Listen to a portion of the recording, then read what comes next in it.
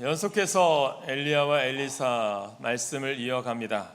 오늘 말씀의 제목을 축복과 저주라고 정했습니다. 엘리야 그 뒤를 이어서 갑절의 영광을 받은 엘리사 첫 번째 기적의 장면이 나오고 또한 저주의 장면이 나옵니다. 이것을 통해서 주님이 주시는 귀한 메시지가 있습니다. 오늘 이 두 사건을 통해서 분명히 우리가 깨닫는 것이 있어야 됩니다. 여러분, 한쪽에서는 물이 살아납니다. 다른 한쪽에서는 사람이 죽습니다. 한쪽에서는 저주가 사라지고 축복이 임합니다. 다른 한쪽에서는 저주가 선포되고 심판이 임합니다. 어느 장소일까요? 한쪽은 여리고이고 한쪽은 베델입니다. 여리고에서는 나쁜 물의 고침의 사건이 있었고요. 죽음의 땅이 생명의 땅으로 변화되었습니다. 그런데 베델에서는 엘리사를 조롱하던 무리가 하나님의 심판을 받았습니다. 같은 선지자입니다. 같은 하나님이고요. 그런데 왜 한쪽에서는 축복이 임하고 다른 한쪽에서는 심판이 임했을까요? 이것이 오늘 우리가 말씀을 통해서 살펴보아야 할 중요한 질문입니다. 사실 오늘 본문 가운데 이 베델 사건은요, 우리가 읽기에 참 불편합니다. 대머리여 올라가라 라고 놀렸다고 곰이 나와서 그들을 공격했다니, 우리가 쉽게 문자적으로 해석하면 너무 심한 것 아닌가라고 하는 생각이 들 수 있겠죠. 그러나 이 사건을 우리가 단순히 아이들이 선지자의 외모를 놀렸다가 벌을 받았다라고 이해하면 본문의 핵심적인 내용을 우리가 놓치는 것과 같습니다. 그래서 오늘 본문의 중심에는 무엇이 있습니까? 엘리사가 있을까요? 아닙니다. 하나님이 계십니다. 그리고 이 두 사건을 통해서 분명히 우리에게 던지는 한 가지 중요한 질문은, 나는 하나님을 어떻게 대하고 있는가? 오늘 우리는 예배를 어떻게 하나님께 드리고 있는가? 내가 예수를 믿고 믿음으로 사는 우리들의 삶이 예수 그리스도의 자녀로서의 삶을 어떻게 살고 있는가? 이것을 깨닫게 되길 간절히 소망합니다. 제가 주일마다 말씀을 선포하는데 이 말씀은요, 여러분, 하나님의 말씀이지 또한 세상의 것과는 다릅니다. 목사의 개인적인 것이 아니라 하나님의 말씀을, 또 하나님의 말씀을 잘 적용할 수 있도록 해석해서 전하는 것이 목사의 사명이죠. 이것이 목사의 권위이고 디그니티, 목사의 품격입니다. 오늘 말씀을 보면 여리고 사람들은 하나님의 선지자를 존중합니다. 그가 전하는 말씀을 받아들였습니다.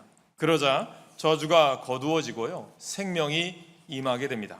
반면에 베델 사람들은 하나님의 선지자를 조롱하고요, 배척합니다. 그것은 단순히 사람 하나를 싫어한 것이 아니라 그를 보내신 하나님, 또 하나님의 말씀을 거부한 것과 같습니다. 오늘 우리가 이 말씀을 통해서 우리가 깨닫는 것은, 우리가 다른 사람, 누군가에게 적용하기 전에 먼저 우리 자신들에게 한번 적용해 보았으면 좋겠어요. 나는 정말 하나님을 존중히 여기고 있는가? 하나님의 말씀을 정말 나는 귀하게 여기면서 살아가고 있는가? 이것을 우리가 보셔야 됩니다. 그래서 오늘 우리는 이 문제를 풀기 위해서 지금 현대인의 눈으로 오늘 말씀을 보지 마시고요, 그 당시 상황을 보아야 하는 지혜가 필요할 것입니다. 그리고 나서 오늘 우리가 결단하는 것은, 나는 지금 조롱자로서 살아갈 것인가? 아니면 하나님 앞에 온전한 예배자로 살아갈 것인가? 오늘 말씀을 통해서 우리의 믿음을, 우리의 삶을 한번 되돌아보았으면 좋겠습니다. 세 가지 중요한 주제를 나누는데, 첫 번째는요, 하나님은 죽음의 근원을 고쳐서 생명의 복을 주시는 분이십니다. 오늘 본문으로 들어가면 19절 말씀 같이 읽겠습니다. 19절입니다. 시작. 그 성읍 사람들이 엘리사에게 말하되, 우리 주인께서 보시는 바와 같이 이 성읍의 위치는 좋으나 물이 나쁨으로 토산이 익지 못하고 떨어지나이다. 엘리사는 첫 번째 기적을 행합니다. 여러분, 기적에는요, 목적이 있어요. 예수님께서도 요한복음의 7가지의 표적에도 목적이 있듯이 다 목적이 있습니다. 하나님께서는 이 기적을 통해서 엘리사의 권위를 세워가시기 위함이다라고 보시면 될 것 같아요. 여기서 말하는 성읍은 여리고입니다. 여리고 하면 생각나죠? 여호수아를 통해서 요단강을 건너온 이후에 첫 번째 성읍 여리고를 무찔렀던 곳이 이 성이죠. 여리고는 위치가 좋았습니다. 사람이 살기에 좋은 곳입니다. 지금도 여리고는 살기 좋은 곳입니다. 겉으로 보기에는 부족한 것이 없어 보였습니다. 그런데 결정적인 문제가 하나 생겼죠. 뭡니까? 물이 나빴습니다. 물이 나쁜 곳에 사람이 살 수는 없기 때문이겠죠. 물이 나쁘니까 농사가 제대로 되지 않고요, 열매가 맺히지 않습니다. 생명까지 위협받습니다. 겉모습은 참 좋은데요, 근원이 병들어 있습니다. 아주 흥미로운 것은 좋지 못한 물의 근원을 고쳤다는 것이겠죠. 영적인 의미로 이 기적을 해석한다면 의심의 뿌리를 뽑아내고 새로운 시대를 알렸다라고 하는 의미라고 해석할 수 있을 것 같아요. 저는 이 말씀이 우리 인생과 우리의 삶과 참 많이 닮았다라고 생각해 보게 됩니다. 우리도 겉으로 보기에는요, 괜찮아 보일 수 있어요. 직장도, 가정도, 집도, 차도, 교회도 열심히 우리가 잘 보입니다. 사람들이 볼 때는 별 문제가 없는 것처럼 우리가 겉모습이 보일 때도 있겠죠. 그런데 우리가 마음 깊은 내면으로 한번 들어가 보면 어떻습니까? 기쁨이 없을 때가 있죠. 부부관계 열심히 가정을 살지만 또 서로 간에 마음이 다쳐서 힘든 부부관계도 있습니다. 자녀에게 좋은 것을 다 해주었는데도 자녀와의 관계가 어려울 수도 있습니다. 열심히 일하고 돈을 벌었는데 마음에는 또 평안이 없을 수도 있습니다. 교회에 오래 다녔는데도 마음속 깊은 곳에는 여전히 미움과 상처와 염려가 자리 잡고 있을 수도 있습니다. 뭡니까? 위치는 좋은데요, 물이 나쁜 거예요.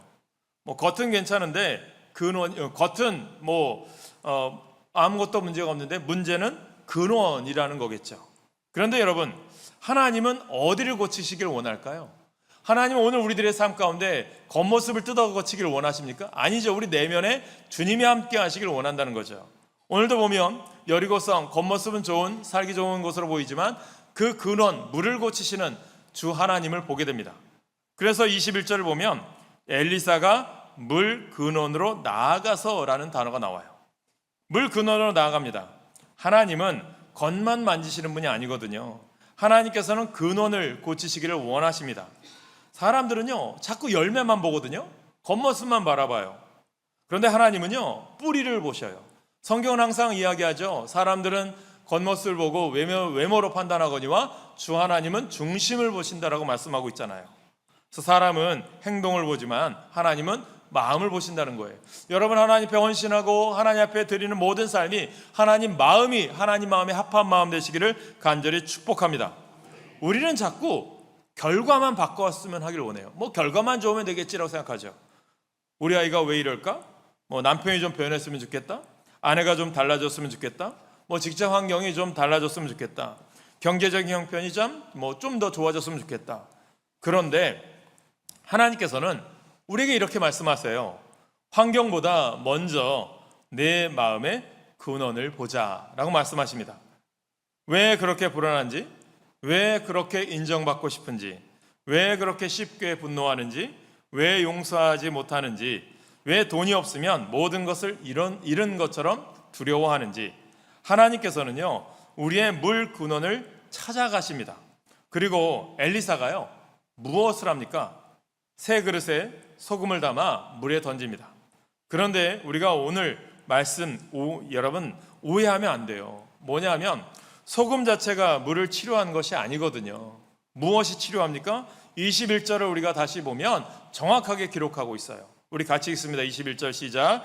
엘리사가 물 근원으로 나아가서 소금을 그 가운데에 던지며 이르되 여호와의 말씀이 내가 이 물을 고쳤으니 이로부터 다시는 죽음이나 열매 맺지 못함이 없을지니라 하셨느니라 하니, 여호와의 말씀이 내가 이 물을 고쳤으니, 누가 고치셨어요? 하나님이 고치셨어요. 소금이 능력이 아니라 하나님의 말씀이 능력임을 믿으시기 바랍니다. 그래서 22절에 말씀하죠. 그 물이 엘리사가 한 말과 같이 고쳐져서 오늘에 이르렀더라. 오늘도 여리고 지역 가면 제리코라고 돼 있어요. 그 지역에 가면 이 엘리사가 고친 물의 근원에 샘이 그대로 있습니다. 여러분, 우리에게도요 이런 은혜가 필요하지 않겠습니까? 하나님, 제 인생의 물 근원을 고쳐주십시오.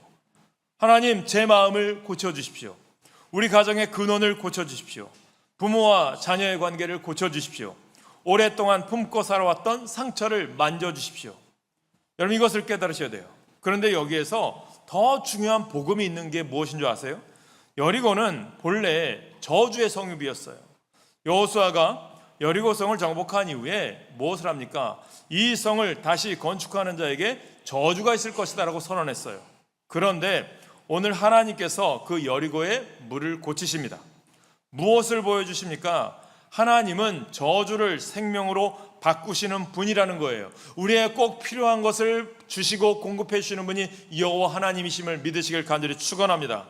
그래서 엘리사가 행한 기적을 보면서 무엇이 생각납니까? 여호와의 말씀이, 여러분, 엘리사가 기적을 행하고 하나님의 말씀을 대언할 때마다 일어난 일이 엘리야에게도 있었어요. 그래서 여호와의 말씀이 엘리야에게 임하여라고 엘리야에게 그랬던 것처럼 이제 엘리사는 하나님의 말씀이 임함을 따라 행하게 될 것이라는 거예요. 엘리야의 뒤를 이어서 엘리사가 갑절의 영감을 가지고 이스라엘 민족의 놀라운 복음을 선포할 것을 이야기하시는 거죠. 그래서 하나님께서 행하시는 기적은 일시적인 것이 아니라 근원을 고치시는 일이 될 것입니다. 오늘 그 근원을 고치실 분은, 오늘 우리의 하나님은 우리의 마음과 우리의 삶을 고치실 분임을 믿으시길 축복합니다. 이 사건은 오늘 우리가 이 신약시대 2026년을 살아가는 우리들에게 주는 메시지가 뭔지 아세요? 오늘 우리는 장차 오실 예수 그리스도를 바라보며 살기를 원하는 거예요. 갈라디아서 3장 13절에 보면 바울이 이야기합니다. 그리스도께서 우리를 위하여 저주를 받은 바 되사 율법의 저주에서 우리를 속량하셨으니 라고 되어 있어요. 그럼 예수님께서 십자가에서 우리의 저주를 담당하셨어요. 예수 그리스도 안에 있는 사람은 더 이상 정죄 아래에 있는 사람이 아니거든요. 여러분의 인생에 어려움이 있다고 해서 내 인생 저주받았나 보다 생각하지 마세요. 사업이 어렵다고 저주받은 것이 아닙니다. 몸이 아프다고 하나님께 버림받은 것이 아닙니다. 자녀 때문에 눈물 흘린다고 저주받은 가정이 아닙니다. 시험에 떨어졌다고 해서 저주받은 인생이 아닙니다. 그리스도 안에 있는 성도에게는 고난은 있을 수 있지만 그 고난이 하나님의 정죄를 의미하지 않습니다. 십자가에서 예수님께서 이미 우리의 저주를 담당하셨기 때문이에요. 그래서 우리는 환경이 힘들어도 이렇게 고백할 수 있습니다. 나는 저주받은 사람이 아니라 하나님의 은혜 받은 사람입니다. 오늘 하나님께서 여리고에 선언하신 거예요. 오늘 여러분 삶 가운데 하나님의 은혜가 넘치시길 간절히 축복합니다. 이로부터는 다시는 죽음이나 열매 맺지 못함이 없을지니라. 저는 이 말씀이 오늘 우리 하나로 중앙교회 모든 가정과 우리 자녀와 우리 교회 위에 임하기를 간절히 축복합니다. 죽어가던 것이 살아나고 메말랐던 것이 다시 열매 맺고 끊어졌던 관계가 회복되어지고 식었던 믿음이 다시 뜨거워지고 기도 못했던 사람이 다시 기도하고 말씀을 잃었던 사람이 다시 말씀을 붙드는 생명의 회복이 있기를 오늘 우리 가운데 있기를 간절히 축복합니다. 두 번째는요, 하나님을 존중하는 사람은 하나님의 말씀을 귀하게 여깁니다. 오늘 우리의 말씀이 하나님이 주신 말씀이잖아요. 여러분, 여리고 사람들이 복을 받은 데에는요, 우리가 눈여겨보아야 할 모습이 하나 있습니다. 축복의 사람이 되는 이유는 그들이 엘리사를 대하는 태도라고요. 19절을 볼까요? 그 성읍 사람들이 엘리사에게 말하되 우리 주인께서 보시는 바와 같이 이 성읍의 위치는 좋으나 물이 나쁨으로 토산이 익지 못하고 떨어진 아이다. 우리 주인께서 보시는 바와 같이. 그들은 엘리사를 존중했어요. 그리고 자신들의 문제를 숨기지 않고요, 엘리사에게 말했습니다. 엘리사가요, 새 그릇에 소금을 담아오라고 하자 그대로 순종했습니다. 왜 그랬을까요? 엘리사라는 인간 자체가 대단해서가 아닙니다. 그가 하나님의 말씀을 전하는 선지자였기 때문이에요. 오늘 여러분들이 예배를 드리고 오늘 하나님 앞에 교회 안에서 여러분들이 말씀을 듣는데 이 말씀은요, 하나님의 말씀임을 믿으시길 간절히 소망합니다. 사무엘상 2장 30절에 보면 하나님께서 우리에게 말씀하시거든요. 사무엘 선지자가 말씀을 전할 때 하나님께서 선지자들을 향하여 나를 존중히 여기는 자를 내가 존중히 여긴다는 거예요. 오늘 여러분들이 하나님께 존중히 여김 받기 원하십니까? 말씀을 존중히 여기시고요, 말씀을 들으는 것을 사모하시길 축복합니다. 여기서 중요한 것은 사람을 맹목적으로 높이라는 뜻은 아니거든요. 성경은 인간 지도자를 절대화라고 하지 않아요. 중심은 언제나 하나님과 하나님의 말씀이라는 거예요. 여리고 사람들이 하나님의 선지자를 받아들인 것은요, 그 선지자를 보내신 하나님과 그를 통해 주시는 말씀을 받아들인 것입니다. 하나님께서 엘리야를 뒤를 이어서 엘리사를 보내신 것이 하나님의 뜻이 있음을 믿었던 거예요. 교회도 마찬가지 아닙니까? 하나님께서 목회자를 세우고 여러분들 말씀을 가르치게 하신 이유가 하나님이 보내신 거지 우연이 아니잖아요. 이것을 믿으시길 간절히 축복합니다. 그래야 목회자를 존중히 여겨야 되고, 여러분 말씀을 존중히 여기는 여러분 그러한 경외심이 생겨야 하나님의 말씀을 내 것으로 섬길 수 있는 거예요. 많은 요즘 이 시대 교회들이 목회자를 존중히 여기지 않고 말씀을 말씀으로 여기지 않으니 교회가 다투고 일어나고 싸우는 이유가 뭡니까? 말씀을 말씀대로 받아들이지 않아요. 여러분, 성경은요 인간 지도자를 절대화라고 가르치진 않아요. 중심은 언제나 하나님과 하나님의 말씀이에요. 여리고 사람들이 하나님의 선지자를 받아들인 것은 그 선지자를 보내신 하나님과 그를 통해 주시는 말씀을 받아들인 거예요. 이것이 오늘 우리에게 중요한 거예요. 우리는 오늘 깨달으셔야 돼요. 하나님의 말씀을 얼마나 무겁게 받아들이고 계십니까? 우리가 주일에 말씀 설교를 들어요. 그런데 예배 끝나고 교회 문을 나서는 순간 말씀이 끝나는 것은 아닙니까? 여러분 말씀을 우리가 들으면서 아멘, 아멘, 은혜 받았습니다, 그런 말 하시잖아요. 그런데 월요일 아침이 되면 말씀과 상관없이 살아갑니다. 그렇다면 말씀을 정말 존중히 여기는 걸까요? 쉽게 얘기하면 예를 한번 들어볼까요? 여러분 병원에서 여러분들 건강검진 한번 받아보신다고 생각해 보세요. 종합검진 받으면 여러분들의 다 건강 상태가 나오죠. 의사 선생님이 이런 말 합니다. 이 상태로 계속 생활하시면 큰일 납니다. 반드시 운동하시고 생활습관 꼭 바꾸셔야 됩니다. 의사가 말해요. 그럼 여러분 어떻습니까? 평소에는 운동할 시간이 없다는 분들이 열심히 시간을 내어서 운동을 합니다. 또 먹고 싶은 것도 줄여요. 왜 그렇습니까? 그 의사의 말을 중요하게 받아들였기 때문이죠. 그런데 성경이 말씀해요. 염려하지 마라. 예배 자리에 나와라. 그런데 우리는 어떡합니까? 계속 염려해요. 용서해라. 계속 미워합니다. 먼저 그의 나라와 그의 의를 구하라. 계속 내 것부터 구합니다. 서로 사랑하라 라고 했는데 서로 판단하고 정죄합니다. 항상 기뻐하라. 쉬지 말고 기도해라. 그런데 기도할 시간이 없다고 합니다. 그렇다면 한번 우리가 생각해 보아야 됩니다. 나는 누구의 말을 더 무겁게 여기고 있는가? 하나님을 존중한다는 것은 단순히 입으로 하나님 사랑합니다 말하는 것이 아니거든요.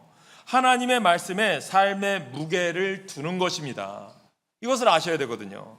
말씀 때문에 생각을 바꾸는 거예요. 말씀 때문에 계획을 수정하는 거예요. 말씀 때문에 손해도 감수하는 거예요. 말씀 때문에 용서하는 거예요. 말씀 때문에 정직을 선택하는 것입니다. 말씀 때문에 예배를 드리는 거예요. 말씀 때문에 내 자존심을 내려놓는 거예요. 그것이 하나님을 존중하는 것입니다. 여리고 사람들은 엘리사의 말을 듣고요 즉시 움직이잖아요. 새 그릇을 가져오라. 가져왔어요. 소금을 담아와라. 담아왔습니다. 이것이 순종입니다. 순종은 모든 것을 이해한 다음에 움직이는 것이 아니에요. 하나님을 신뢰하기 때문에 움직이는 것입니다. 우리에게도요 이런 믿음이 필요합니다. 하나님, 이해되지 않아도 말씀하시면 순종하겠습니다. 손해가 있어도 말씀대로 살겠습니다. 내 생각과 달라도 주님의 말씀이 옳다고 믿겠습니다. 여러분, 신앙생활을 오래 했다는 것이 중요한 게 아니에요. 말씀 앞에서 지금도 움직이고 있는가가 중요합니다. 하나님께서 말씀하실 때 마음이 움직이고 회개할 때 회개하고, 내려놓으라 할 때 내려놓고, 섬기라 할 때 섬기고, 용서하라 할 때 용서하고, 기도하라 할 때 기도하는 사람이 하나님을 존중하는 사람이거든요. 그런 가정에 생명의 물이 흐를 줄로 믿습니다. 그런 자녀에게 믿음의 열매가 맺혀지길 축복합니다. 우리 교회가 무엇보다도 하나님의 말씀을 귀하게 여기는 교회가 되기를 주님의 이름으로 축원합니다. 세 번째, 하나님을 조롱하지 말고요 참된 예배자로 살아가야 됩니다. 이제 분위기가 완전히 달라져요. 23절 볼까요? 23절 같이 읽습니다. 시작. 엘리사가 거기서 베델로 올라가더니 그가 길에서 올라갈 때에 작은 아이들이 성읍에서 나와 그를 조롱하여 이르되 대머리여 올라가라 대머리여 올라가라 하는지라. 여러분, 여리고를 떠나서 베델로 갑니다. 베델하면 우리가 지난주에도 나누었죠. 베델이 무엇인 줄 아십니까? 무슨 생각나시나요? 처음으로 떠오르는 것은 야곱이 형 에서를 피하여 도망하였습니다. 그리고 도망하여 피하여 하룻밤 묵었던 장소고요. 꿈에서 하늘로 뻗은 사닥다리를 보고 그 자리에서 제단을 쌓았습니다. 그리고 그곳 이름을 베델이라고 지었어요. 하나님의 집이라는 뜻입니다. 신앙적으로 상당히 의미 있는 장소 아니겠습니까? 그런데 문제가 있어요. 이스라엘이 솔로몬 이후에 여로보암이 북이스라엘, 르호보암이 남유다, 남과 북으로 갈라지면서 남유다에는 예루살렘이 있어요. 북이스라엘은 없어요. 그러다 보니까 북이스라엘의 여로보암이 이 베델을 종교 중심지로 만든 거예요. 왜냐하면 북이스라엘 사람들이 자꾸 예루살렘으로 가려고 하는 그 마음을 뺏기기 싫어서. 문제는 거기서 하나님을 예배한 것이 아니라 우상을 만들어 놓고 하나님을 대신하게 했습니다. 그것이 문제예요. 사람들이 자꾸 예루살렘으로 향하는 것을 막기 위해서 금송아지를 만들어 놓고 그곳에서 하나님을 예배하도록 했어요. 중요한 것은 그것이 바로 우상 숭배의 근원이 되었다는 것입니다. 여러분, 교회 안에 있다고 해서 자동으로 하나님을 존중하는 사람이 되는 것이 아닙니다. 성경책을 가지고 있다고 해서 말씀에 순종하는 것도 아닙니다. 예배당에 있다고 해서 자동으로 예배자가 되는 것도 아닙니다. 베델이 그것을 보여줘요. 그런데 엘리사가 베델로 올라가자 성읍에서 한 무리가 나와서 그를 조롱해요. 엘리사를 조롱합니다. 대머리여 올라가라 대머리여 올라가라. 이 본문을 읽으면서 처음 서두에 말씀드린 것처럼 그냥 아이들이 좀 놀렸다고 해서 이렇게까지 해야 되나? 그러나 본문의 상황을 잘 해석하셔야 돼요. 어린아이 몇 명의 장난 정도로 보기 어렵습니다. 본문의 표현은 어린 유아만을 가르치는 것이 아니라 청소년이나 젊은 사람들에게도 사용될 수 있습니다. 더구나 곰에게 공격받은 사람만 42명이었습니다. 그래서 보면 본문의 작은 아이들이라고 하는 정확한 뜻을 이해하는 게 필요한데, 영어 성경 NIV에 보면 유스라고 되어 있고요, 히브리어 원어 원문에는 나르라는 말이 되어 있어요. 이것은 오늘날의 청소년을 의미합니다. 아무것도 모르는 아이들이 아니라 그 상황을 이해할 수 있는 아이들이라는 것입니다. 상당한 규모의 무리가 엘리사를 에워싸고 조롱한 거예요. 그리고 올라가라 라고 하는 표현도 의미심장합니다. 여러분, 앞에서 엘리야가 하늘로 올라갔습니다. 그러므로 이것은 단순히 대머리를 놀리는 말이 아니라, 여러분, 그러니까 우리가 사람들 외모로, 요즘도 보면 목회자도 어떤 분들 외모로 판단하기도 해요. 그러니까 참 안타까울 때가 있어요. 그러니까 뭐냐면 엘리야야 올라가라, 이 의미, 엘리야처럼 너도 올라가 버려라. 우리에게는 너가 필요 없어, 엘리사. 우리에게서 사라져라. 우리에게는 내가 더 이상 이곳에 올 필요가 없어, 없어져 버려라. 이렇게 배척의 의미가 담겨 있다고 보시면 돼요. 그러니까 결국 이들은 엘리사 개인의 외모만 조롱한 것이 아니에요. 하나님의 선지자와 그가 전하는 하나님의 말씀을 배척한 것입니다. 그래서 이 사건은요, 하나님의 거룩하심과 심판의 엄중함을 우리에게 보여주는 사건 아닙니까? 그래서 우리가 초대교회도요, 하나님의 역사가 있을 때, 부흥의 역사가 있을 때 하나님은 그때마다 하나님의 여러 가지 일을 보여주세요. 예루살렘 교회가 부흥했어요. 바나바가 하나님께 헌신합니다. 그것을 질투하여 아나니아와 삽비라가 어떻게 합니까? 흉내냈어요. 그것으로 인하여 그들이 죽습니다. 저주받아 죽어요. 오늘 그 메시지가 우리에게 주는 메시지가 뭡니까? 하나님 앞에 오늘 우리들이 진정으로 하나님의 말씀대로 살아가야 됨을 우리에게 교훈해 주는 거예요. 여기서 우리 자신을 한번 돌아보았으면 좋겠어요. 우리는 입으로 하나님을 욕하지 않습니다. 하나님을 향하여 공개적으로 조롱하지도 않습니다. 그런데 성경이 말하는 조롱은 단순히 말로 비웃는 것보다 깊습니다. 가치 있는 것을 가치 없게 취급하는 것도 하나님을 업신여기는 태도가 될 수 있다는 거예요. 그래서 갈라디아서 6장 7절에 보면 사도 바울이 이런 말합니다. 스스로 속이지 말라. 하나님은 업신여김을 받지 아니하시나니. 그렇다고 한번 생각해 봅시다. 하나님의 말씀보다 세상의 말을 더 중요하게 여긴다면 어떻습니까? 성경은 하루에 한 줄도 읽지 않으면서 세상의 뉴스와 영상은 몇 시간씩 보고 있는 거예요. 지금 은퇴한 비라벨스 윌로크릭 목사님 그런 얘기합니다. 그분이 한참 목회를 하다 처음에 항상 아침마다 주식 시세만 보기 시작한 거예요.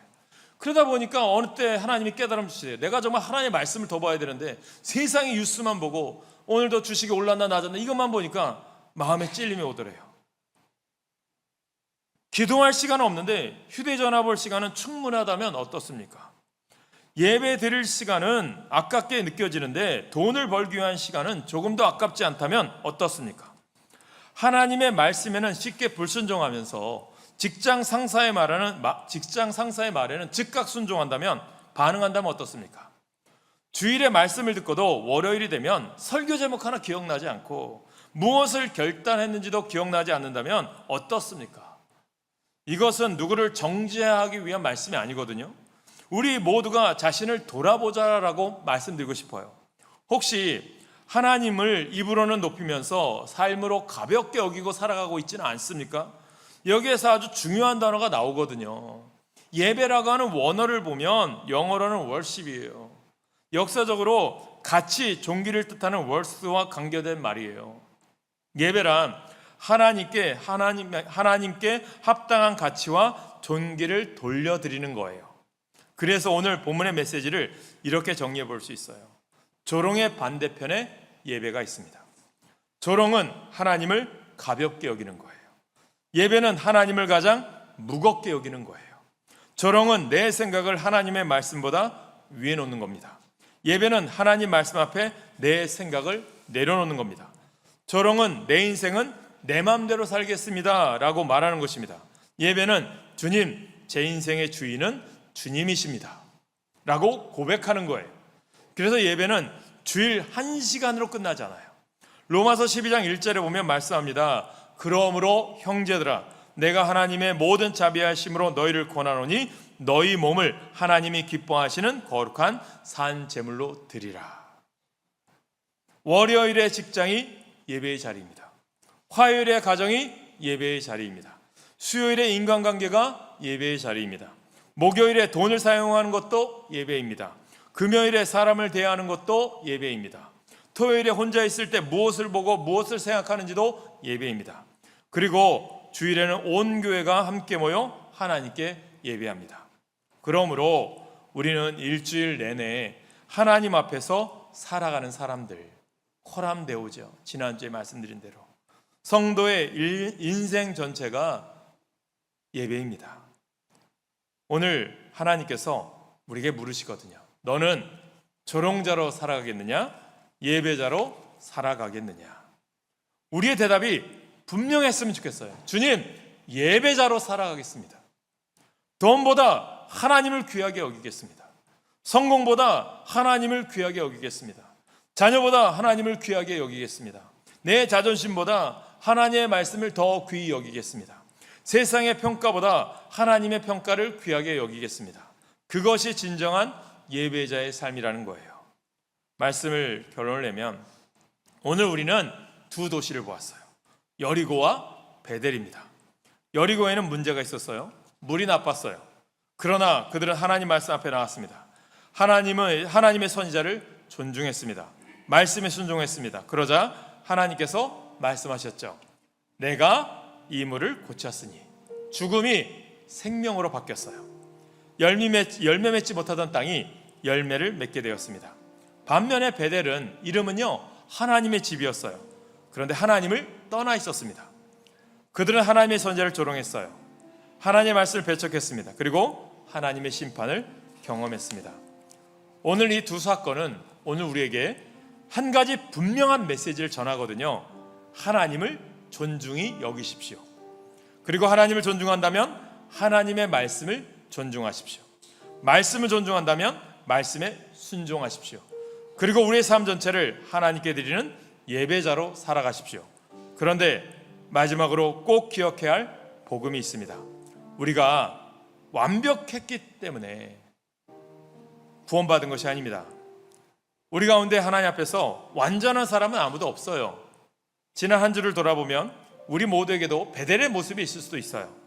하나님보다 세상을 더 귀하게 여겼고, 말씀보다 내 생각을 더 앞세웠고, 기도보다 염려했고, 사랑하기보다 판단했고, 감사하기보다 불평했어요. 그렇다면 우리가 하나님 앞에 어떻게 설 수 있을까요? 예수 그리스도로 설 수 있는 거예요. 갈라디아서 3장 13절 말씀처럼 그리스도께서 우리를 위하여 저주를 받으셨어요. 우리가 받아야 할 저주를 십자가에서 담당하셨어요. 우리가 받아야 할 심판을 예수님께서 담당하셨습니다. 그러므로 그리스도 안에 있는 모든 사람들에게는 더 이상 정죄함이 없습니다. 그래서 성도는요, 두려움 때문에 하나님을 예배하는 사람이 아니라 은혜 때문에 예배하는 거예요. 주님께서 나를 살리셨습니다. 주님께서 내 저주를 담당하셨습니다. 주님께서 나를 하나님의 자녀로 삼으셨습니다. 그 은혜가 감사해서 하나님을 높이는 거예요. 오늘 혹시 우리의 인생이 여리고의 나쁜 물처럼 느껴지십니까? 아무리 노력해도 열매가 없는 것 같습니까? 가정의 문제 때문에 눈물 흘리고 계십니까? 자녀 때문에 기도하고 계십니까? 건강 때문에 힘드십니까?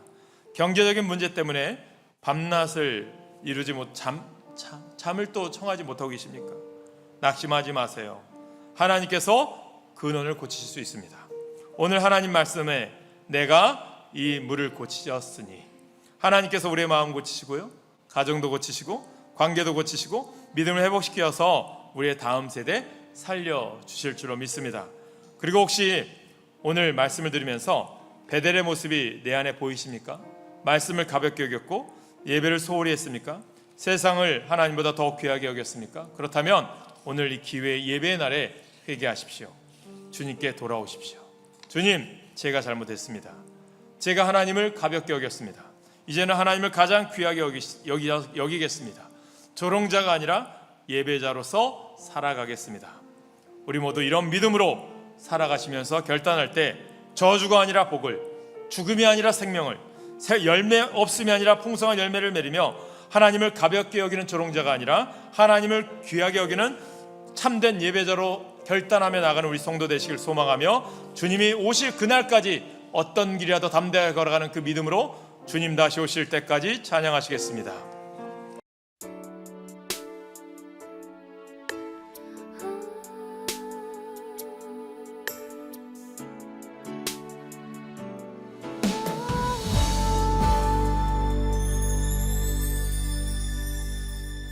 주님 다시 오실 때까지 나